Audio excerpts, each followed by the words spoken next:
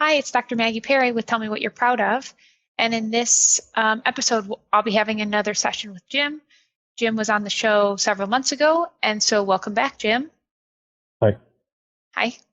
And thank you for sharing with us how things have been going the last couple months. So can you tell us more?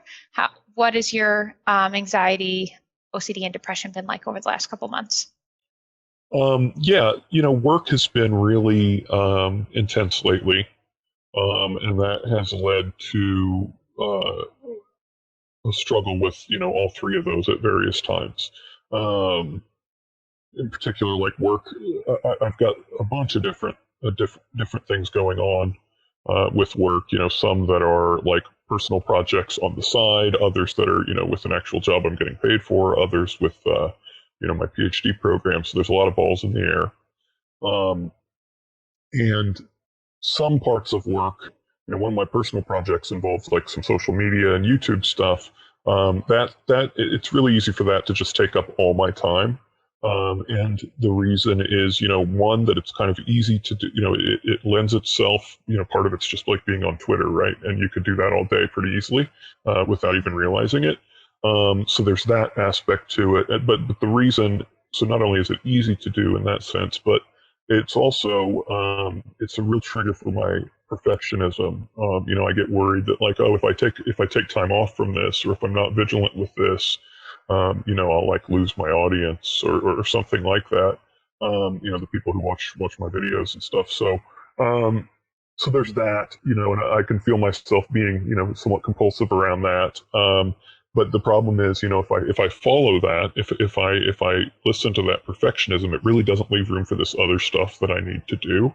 Other work that I need to do, work that I'm, being paid for, and school and family and things like that. So, Yeah, well, so if I can just jump in and so to clarify why that's perfectionism, because I agree with you on that, is it would be the pursuit of doing things perfectly and just having more and more people watch those that content would eventually have diminishing returns, or you can already tell that it can have diminishing returns if it gets in the way of other work or other priorities like family life and leisure and like activities of daily living.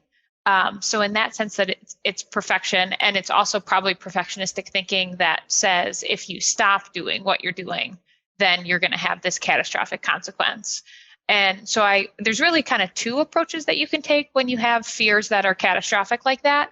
One of them can be kind of typical CBT challenging, which is like what's the likelihood that this is going to occur and will I be able to handle it? So I think the part of you that is challenging this and saying like, if I spend, a couple less hours on this, I'm probably not going to lose all my followers. That is actually a typical CBT intervention that is kind of like reality testing.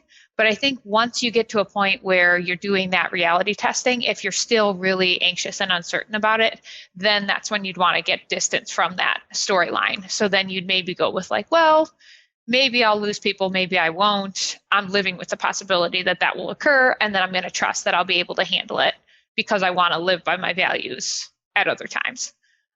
Does that make sense to you that you can use both kind of reality testing and catastrophic thinking challenging as well yeah. as getting distance?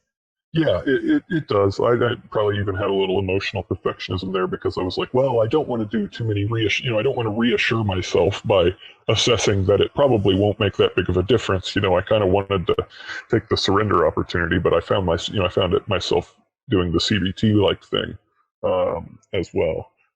Sometimes it's unclear whether or not reassurance, whether or not sometimes it's unclear whether or not the CBT like thing is helpful or not. Just from stuff I Yes. hear in group therapy, and I haven't quite matched the pattern yet. But like sometimes in group therapy, I'll hear you say to someone like, "Yeah, maybe you don't want to minimize there or rationalize it. Maybe you just want to like accept the possibility that the bad thing could happen."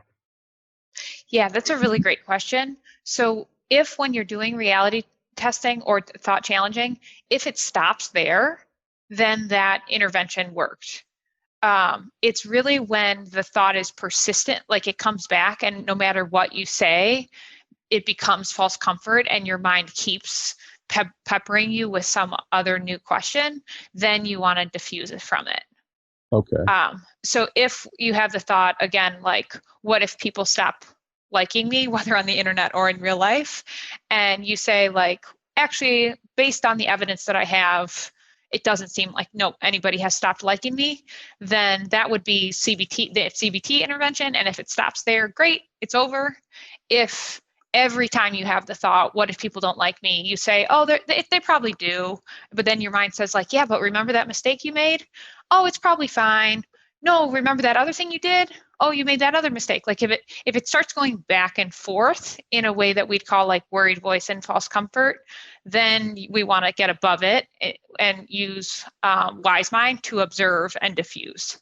Okay. And by diffuse, we mean like get distance from those thoughts and see those thoughts just as thoughts. Okay. Yeah, it makes a lot of sense actually. And I think I'm in the I think I'm firmly in the CBT category because once I think that and think, I want to do these other things I value, I want to spend, I want to have a date night or I want to, spend some time working on this other thing. I generally don't get, intrusive thoughts telling me over and over again that that's the wrong thing to do. Like as long as I'm approaching one value or another, then the noise from the perfectionism and the other values tend to die down a little bit.